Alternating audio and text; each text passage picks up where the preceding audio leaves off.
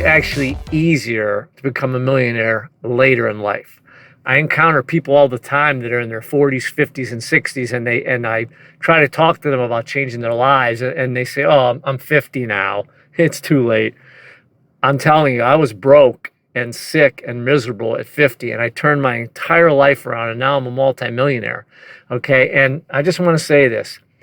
You hear this saying all the time. People say, "Well, if I can do it, you can do it." In my case, it's true. I was not a good student. Nobody gave me a handout.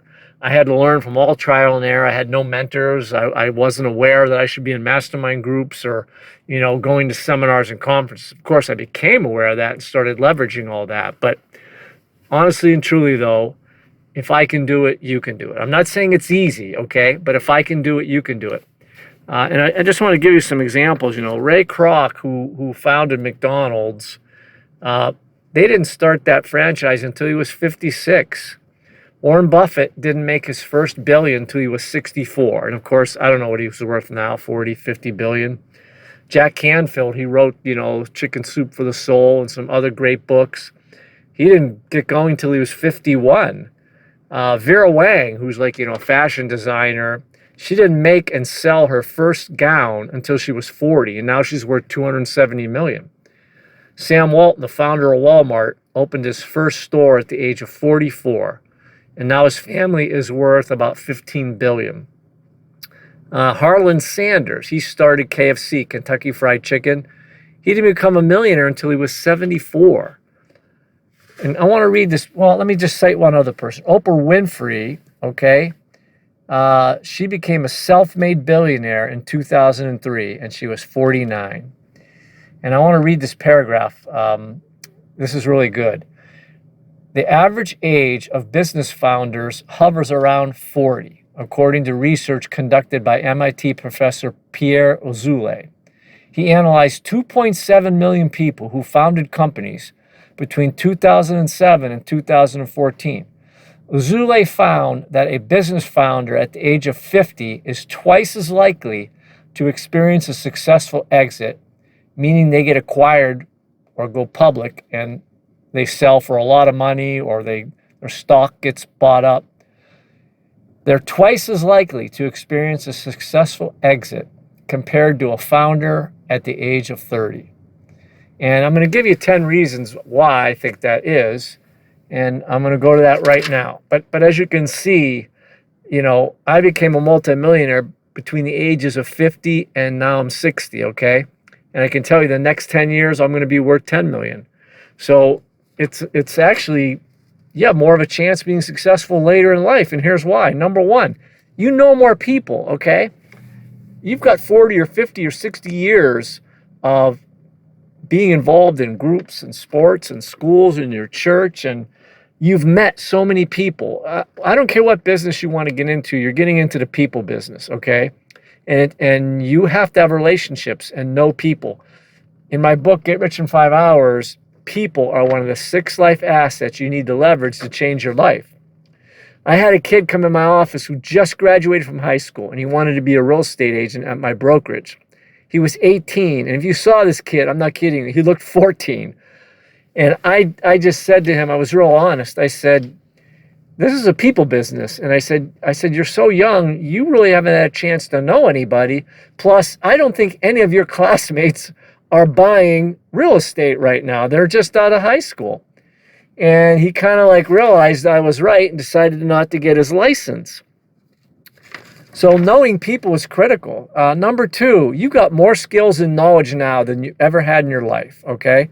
You've got communication skills, negotiation skills, problem-solving skills. And I'm going to give you another good example. I hired a girl to run my office. I think she was 23. And she was a college graduate. And the interview process went great.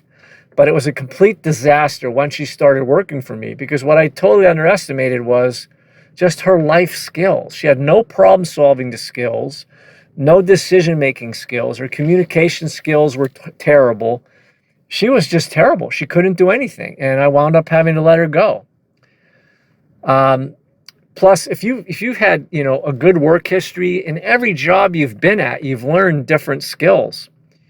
Number 3, you have more patience and maturity now, hopefully, than you ever had in your life. When I was 25, 30, and 35, if some successful person would have come to me and said, hey, Joe, I want to mentor you, I'm going to coach you, I'm going to help you change your life, I wouldn't have listened to them. All I cared about was short-term gains. I had no patience. I quit everything that I started, and I was so immature, I never would have listened to the person. Hopefully, when you're in your 40s and 50s and 60s, you've got a level of maturity now. You're able to stick with things and persevere, and you're more patient. Number 4, this is a good one. Later in life, we've got a lot of mistakes under our belt. I can tell you that I am the king of mistakes, and I think that's why it's so good when people take my seminars or get in my masterminds, because I can save them so much pain and time and money just sharing my catalog of mistakes, okay? But the bottom line is, when you're 40 and 50 and 60, you've been through some shit in life, and you've hopefully learned a lot from it. Number 5 is there's more money available now than ever before. I know 3 private lenders right now in my town who want to do private lending on real estate deals, and they can't find anybody to borrow their money. There's more angel investors and investment bankers and people that could be potential business partners and private lenders than ever before. Money is not an issue if you want to start a business. Number 6, there's more access to free knowledge and education than ever before. When I was growing up, if you wanted an education, you had to go to college, okay? You had to go to trade school. We have Udemy, YouTube, Skillshare, all these books on Audible. It is amazing what I've learned watching YouTube over the last few years. I watch probably 10 hours of YouTube a week, and it's all, business, investing, mindset development, personal development. You can learn how to start and run any business or any venture just by going to Udemy, YouTube, and Skillshare. Another thing is your public library. I've brought this up before. There are now thousands of books on Audible for free at your public library, plus all the printed books. Public libraries are like a free university. All you have to do is go down there and access the information.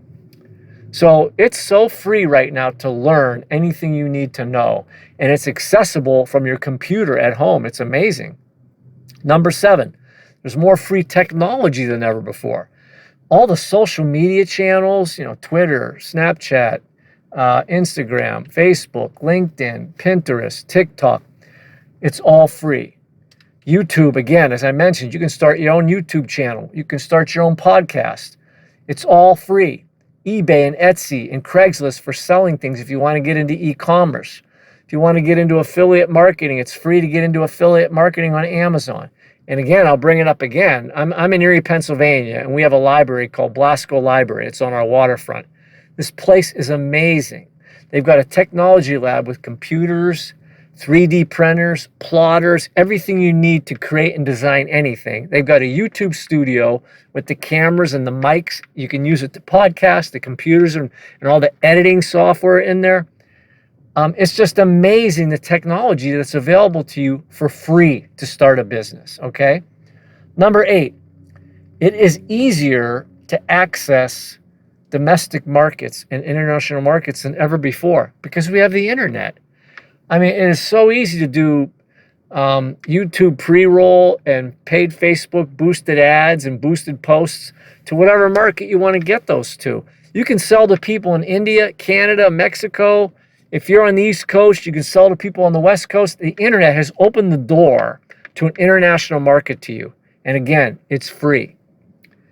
Number 9, I want to talk about this one. Typically, if you're 40 and 50 and 60, you have more time now. Okay, most people get married in their early to late 20s, then they spend 20 years raising a family, or they're going to college and developing their careers, or again, they're less mature and they want to party and have fun. When you hit your 40s and 50s, it's a lot easier to commit to something, stick with it, and make it successful, right? You have the ability to put time into it. And again, in my book, Get Rich in 5 Hours, time is one of those life assets that you can use to change your life. And last but not least, this is an important one. You need less resources now than ever before to start up a company. And one of those resources is employees. You no longer have to hire a bunch of W-2 employees and spend all the money on payroll taxes and doing all the payroll. There are so many virtual assistants available online. There are websites, I can't remember what they're called, but there are all these people that are independent contractors all over the world that will bid on your project. If you want a book written or edited, if you want a website put up, if you want search engine optimization or pay-per-click on your website, but there are people out there that you can access on the internet that will be 1099 and will do work for you. And a lot of times, if they're in some of these markets like India and the Philippines, you pay them a lot less than you pay American workers. Another thing is you don't need a brick and mortar building anymore to start a company. You can work from home. A lot of businesses are online-based businesses, or they have office complexes now that are shared office space. Like I have an office out by the airport. For $500 a month, you can rent a nice office. You get access to my waiting, to the reception area. You get access to the conference room. You get cleaning, Wi-Fi, internet, free coffee bar, and it's like you're running your own company. It includes all the utilities. There are numerous places like that where you can rent a small space in a shared concept if you need to get out of the house, and it's not that expensive. So, unless you're opening up a pizza shop or a restaurant, you don't need a brick and mortar location anymore. So that's number 10. Opening up your own business now, especially in the startup phases, it doesn't require the resources it used to require. And also, let's say you want to make a consumable product, a food product. There are places that have shared kitchens where you can buy so many hours a week or a month to use this shared commercial kitchen. So you don't have to go out and buy a building and spend $100,000 on a commercial kitchen. So the resources you need to start up now, it's nothing like it used to be. So I hope this gets you motivated and makes you realize it's never too late to change your life. And again, I have a wealth pyramid that I designed based on my own ascension from being broke to being a multimillionaire. And I have a master written plan that I use anytime I want to accomplish any big goal, like upping my net worth or buying more property or starting another business. If you'd like to become a millionaire, next year we're going to have a master class. It's going to run an entire year, and it's called How to Become a Millionaire in 5 Years. If you want to know about it, you can email me. It's joe@joeherbertsuccess.com. And I hope you enjoyed this podcast. Have a great weekend.